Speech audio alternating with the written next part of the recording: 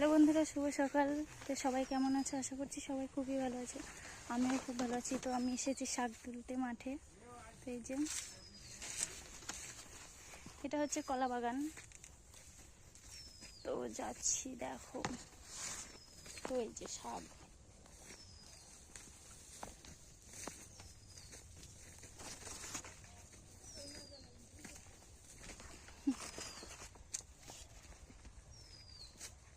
শাক পেয়েছি অনেকগুলোই। তো আবার যাচ্ছি আরেক জায়গায়।